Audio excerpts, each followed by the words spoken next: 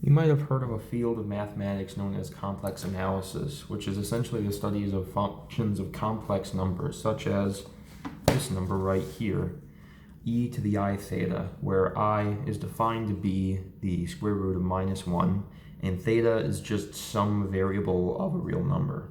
So today we're going to be looking at one of the simplest complex analysis questions I could think of, that question being, what is the derivative of this number?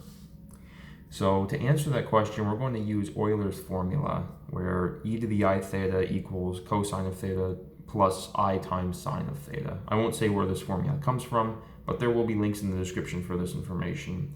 And if these are both equivalent statements, then taking the derivative with respect to theta of both sides should result in the same answer. So we're going to look at just that.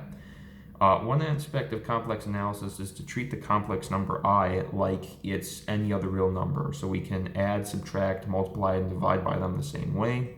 So in this case, if the derivative of e to the I theta, you're taking the derivative with respect to theta, I we're just treating as a constant. So we're going to put it out front.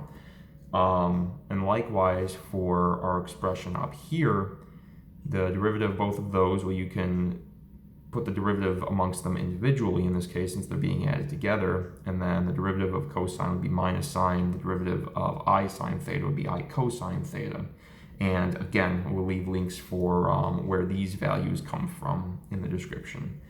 So if we wanted to know what exactly this I e raised to the I theta is, we can compare it with what it should be here. And so if we actually take this and we plug in this value, the cosine and sine representation of e to the I theta, we can distribute the I, so we have I cosine theta plus I squared sine theta.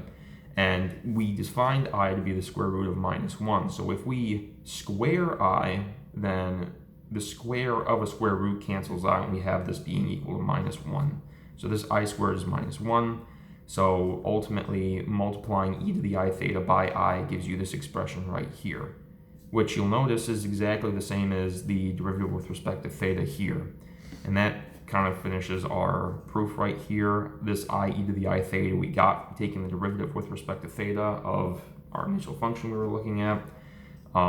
These would have to be equivalent if we know this holds, and we see this come out the other side. So this is all